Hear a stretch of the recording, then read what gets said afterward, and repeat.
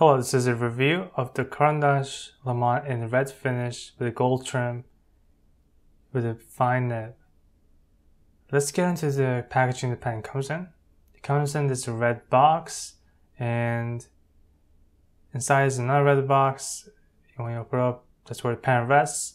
Behind that is just manuals and stuff like that. So let's get into the pen itself.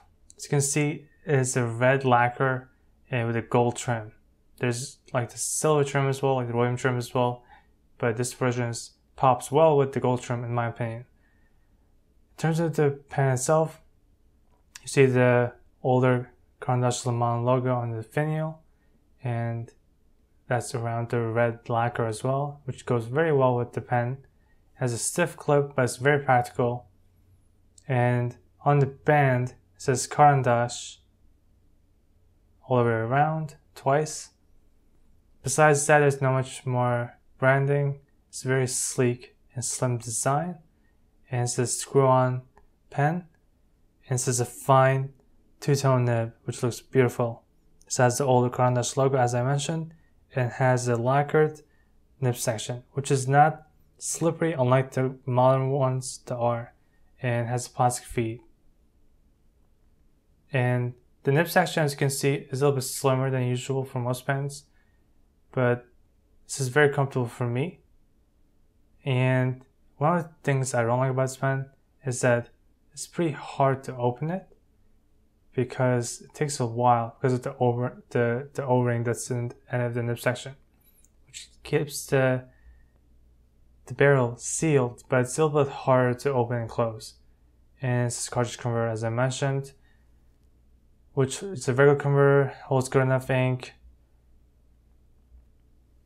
Now let's get into just how the pen holds. In terms of just regular holding, it's very comfortable. It's a little bit on the heavier side, but it makes the writing just more pleasant. And if you don't like heavy pens, then this might not be a pen for you. I don't recommend posting this because it's a lacquer finish, so you might scratch it, because I have scratched one of my Lemans by posting it, so I do not recommend it. Now, to give an idea of the size of the pen, we have the Lamy Safari, which is not a big pen to begin with. And we have the Pelikan M805. As you can see, it's a little bit slim and smaller than other pens. Pilot Custom 823, which is longer than and a little bit more thicker as well. Then we have the newer Caran Lemans, which is thicker, but pretty much the same length. And I have another older Caran Leman. I have actually two more. And as you can see, I just have the collection, full-on collection of the older versions, because I really like the lacquer nib sections on them.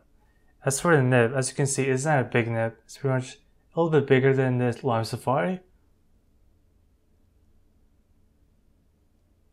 Compared to the newer Caran nibs, it's just a different design, but besides that, it's the same nib.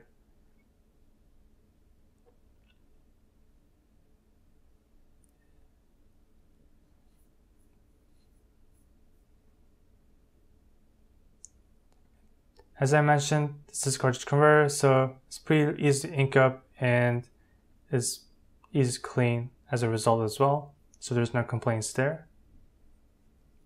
Now let's get into the writing. In terms of writing, as I mentioned, this is an 18 karat fine nib, which is very good to write with.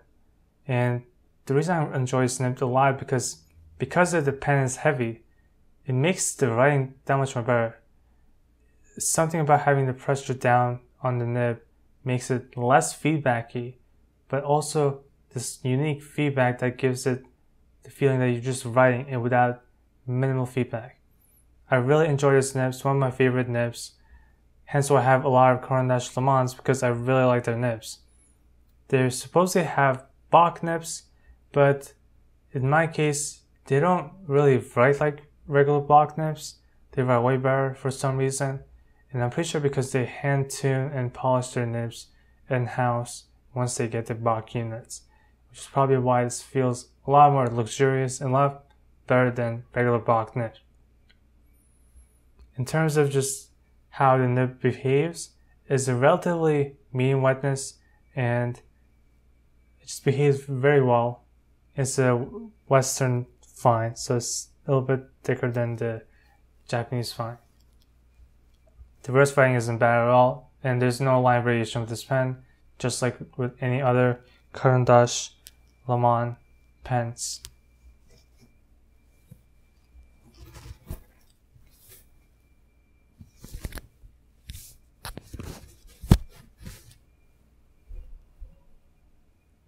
In terms of wetness, this is a relatively medium wetness pen, and I've had the flow adjusted to make it a little bit more wet because when I first got it, it was slightly dry, but in terms of writing, it was perfect.